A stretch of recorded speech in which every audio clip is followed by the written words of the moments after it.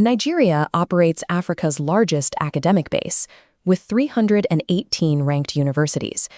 60% were founded in the last 30 years. But filtering for elite visibility, the system vanishes. Only the University of Ibadan remains in the world top 1,000. This gap between scale and elite presence is widening. Between 2025 and 2026, the median Nigerian university slipped 157 places in the global rankings.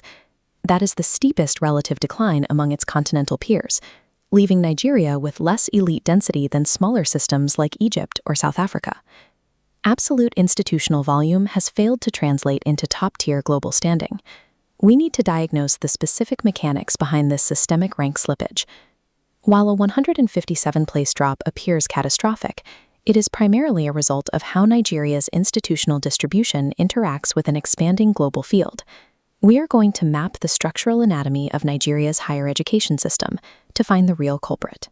This requires looking at the specific ordinal mathematics that penalize a massive, long-tail institutional distribution.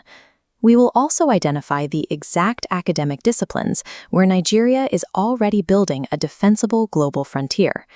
Correctly diagnosing the difference between absolute decline and relative rank pressure is the only way to engineer a breakthrough into the global top 500. Understanding rank slippage requires first looking at the system's structural distribution, which is an incredibly bottom-heavy academic system. This chart shows the universities trapped in the lower echelons, 109 in the 5,000 to 10,000 band and 153 beyond 10,000. Blue segments, public institutions, dominate the upper tiers and supply the only elite anchor, serving as the structural backbone. This creates a baseline gap in performance. Public universities hold a median world rank of 9,592, while private universities sit significantly lower at 10,879. The private sector is useful and expanding quickly, but currently carries a massive lower-ranked tail that drags down the national median. This concentration of institutions at the bottom of the global ladder creates a structural vulnerability to global shifts. If underlying research activity remains stable, why did the median drop 157 places? Ordinal rank pressure happens when the global field expands faster than a system's rate of improvement. In 1 year, ranked universities worldwide grew 4.5% to over 25,200. In an ordinal list, a fixed score drops in rank when new global institutions enter above it. Institutions in the long tail are most exposed to this displacement. For a massively bottom-weighted system, standing still in absolute terms equates to losing ground mathematically. The slippage is a property of distribution, not deterioration. The system is not failing uniformly, rather it is sorting itself out.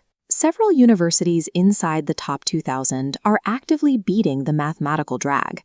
Nnamdi Azikiwe University rose 193 places, and Bayero University climbed 130. The University of Ibadan, Nigeria's single elite anchor, even improved its position slightly despite the expanding global field. These frontier institutions are building research depth faster than the global baseline is expanding. Targeted institutional focus can successfully outpace the mathematical drag of global expansion. Upward mobility is possible with the right strategy. Subject-level data reveals the specific blueprint for future competitiveness. There is a stark inverse relationship between volume and elite performance. The fields with the most participating universities, engineering and the natural sciences, have the lowest top-tier presence.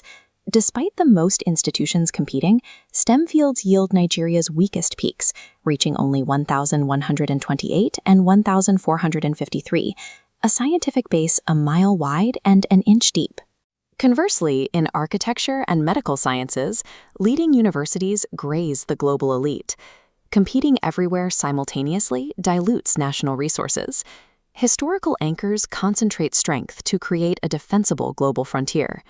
This distribution suggests a shift in focus towards selective concentration.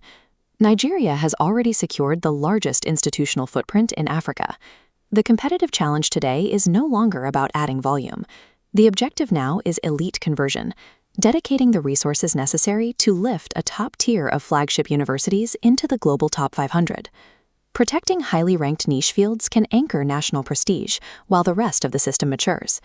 Nigeria has achieved an unprecedented scale of academic infrastructure. Its global relevance now depends on converting the latent energy of its youthful mass into deep, visible, and elite research quality.